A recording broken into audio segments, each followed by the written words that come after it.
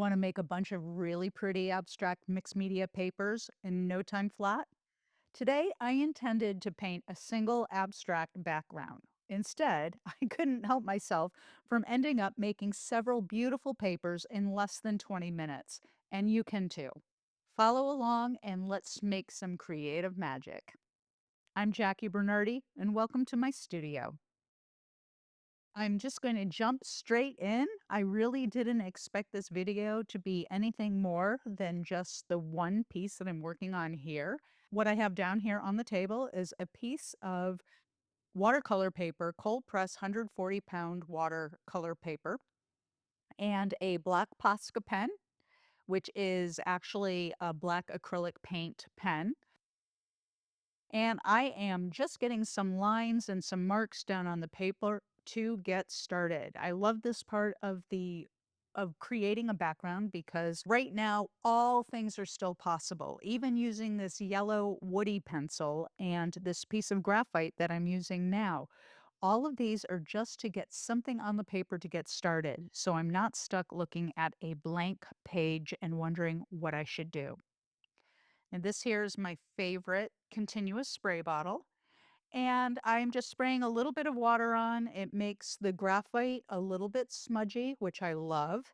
And I'm rolling it out, and I'm noticing as I roll it out, the graphite is spreading around on the page in a really thin layer, and I love that. But the page is a little bit too wet for me to continue on with what I want to do. So I'm going to sop up some of that wetness with this piece of newsprint. And you can see on the newsprint, there's some really pretty little graphite marks. You'll be able to see that better later. Now, what I've done is I have put this piece of watercolor paper, this is a flashback here. I put this piece of watercolor paper down on my giant gel plate. It's a 16 by 20-inch gel plate. And I find that when I'm working on larger pieces of watercolor paper, it is the perfect surface to put the watercolor paper on to hold it down. I don't have to tape down the edges. I don't have to do any of that. It just sticks to the gel plate and doesn't move. And I love that. And that paint that I just put on top of the watercolor paper, this is a Lucas Krill color. It's acrylic paint. And this color is called Fern. It's like a really yellowy green. And it was the first thing I grabbed off the shelf. Actually, the first three colors I'm going to use on this piece um, are just colors that I grabbed off the shelf real quick, and they're all Lucas. So that first one was Fern. This one that's going on now that looks kind of like a sea foam.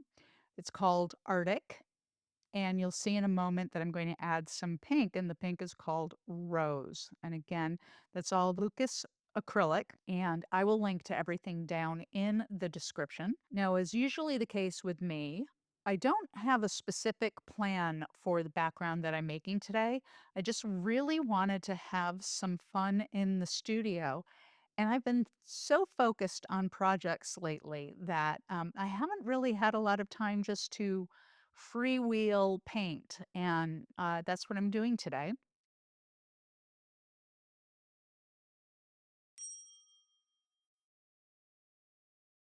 And so I have my trusty roll-off sheet next to the uh, the watercolor paper. And I enjoy having a roll-off sheet one so I can get rid of some excess paint.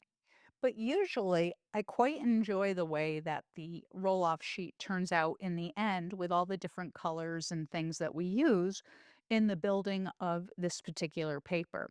So I'm hoping that will be the case today as well. I've decided here I wanted to try something out, and so I put a stencil down. I should say I put a mask down on top of what I had already painted, and I was hoping that it would create this really cool depth, masked shape, and it did a tiny bit, but honestly, the background color was and the top colors were too light, so it didn't quite get the effect that I want. But I think that if I had used a dark paint on top, we would have had a really beautiful effect. It's okay. I'm moving on, and I'm moving on with the rose pink paint. Now, I'm considering the paint that's going on right now to be the bottommost layer of what I will be building today.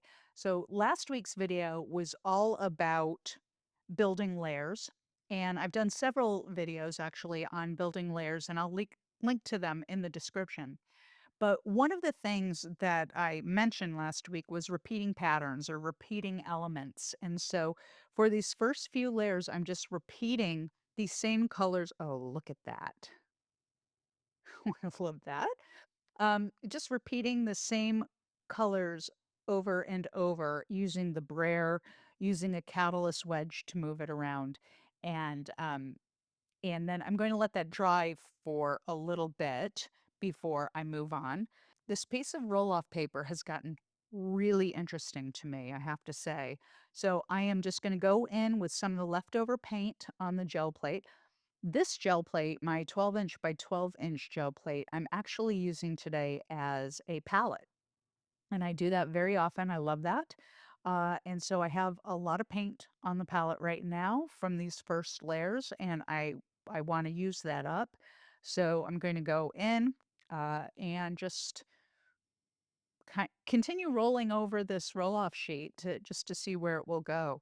Uh, I'm loving this combination of this Arctic blue and the yellow green and the pink.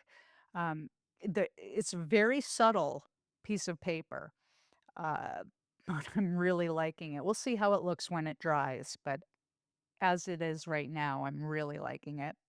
And now I've got all this gorgeous paint on the plate. I should just probably pull a print, right? So this is what it's like for me, particularly if I use the gel plate as a palette. Oh my gosh. I absolutely fall in love with whatever happens, and this is no different. The great thing about using the gel plate as your palette is you already know that the colors are going to work together because on the piece of paper that you're working on separate from the palette, it's already working. So when you pull a print from your palette, it looks phenomenal, and I just love that. Now I'm going to move on to some upper layers. I'm going to use completely different colors now. And I'm okay with this base layer being the color it is. We may see some of the base layer. We may not at the end. I'm not sure yet, but I'm just going to get started. So here I'm using the alizarin crimson hue, some yellow ochre, and you'll see me bring in some titanium white. And each time I go back to the palette, I mix the colors just a little bit differently. So there's actually no two spots on this piece of paper where it will be the exact same color at this layer, right? I just want some variety. I want some movement. Um, the way these they're not really strokes, but I'm gonna call them strokes. The way these strokes were going on was really very painterly, and I wanted to blend that out more. I didn't really want any specific brush mark looks. There's nothing wrong with that. It's just not what I'm feeling today. So you can see that the coloring now is getting more of the pink than the orangey color that we started with, but we're going to make this cohesive. So this is just the first layer of the upper layers, if that makes sense. And I'm just going to keep going back with the brush, put some more paint on, move it around. Go back with the brush, put some more paint on, and move it around. We'll just continue this. And I'm noticing that when I add just the plain titanium white in, it creates ah, its own degree of separation. So it actually helps the painterly strokes look more textured. It gives light and therefore creates some depth. And I'm really liking that.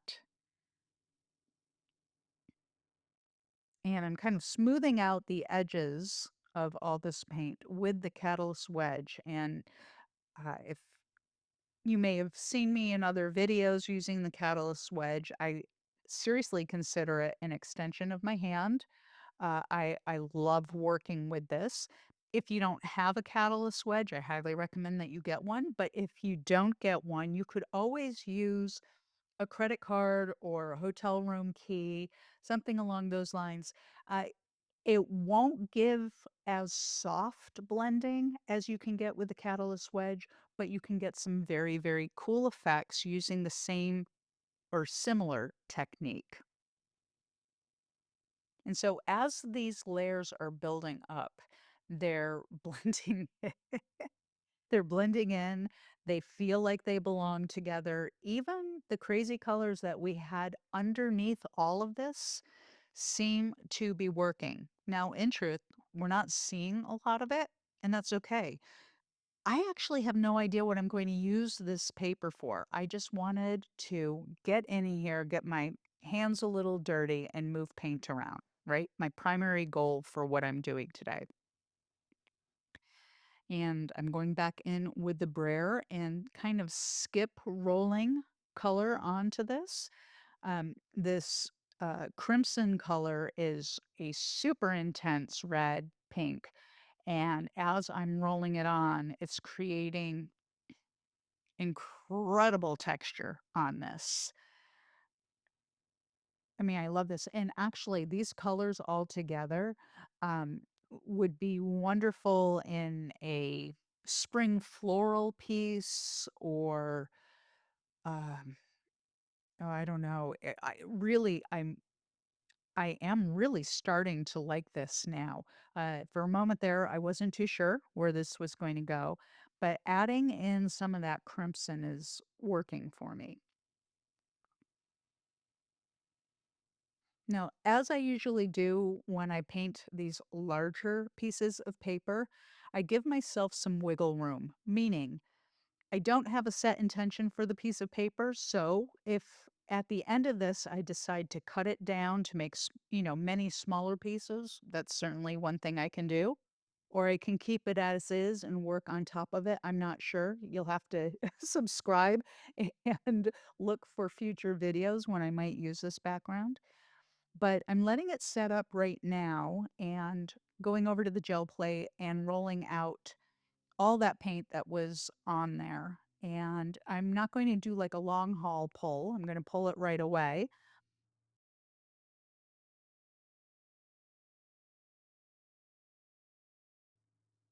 Oh my gosh. That's beautiful. Oh, I love that pull. So here's the piece that I'm finishing with for today.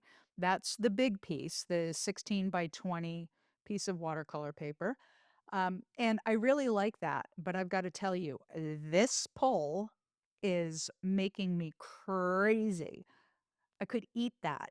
I love it so much. I love the variation in color. I love the inherent texture that the brayer added. It's a really nice offshoot of the piece of paper that I was painting. I also really like this gel print too from the bottom layer colors. I this would look great in a nursery. I know it's so on the nose, but really it's very, very pretty. It would also make a lovely spring floral background too. Um, yeah, these were nice pulls for being just let's get the paint off the plate pulls. But this one here, my roll off sheet, turns out it's my favorite piece of paper I painted today. It's just newsprint. It's not perfect, but the texture is great. The color blending I really like. And this happens all the time with the roll off sheets. I end up loving them so much. So these are my two favorite pieces. I hope you enjoyed this. This was just a quick romp in my studio. And if you're interested, this is the video that I would watch next.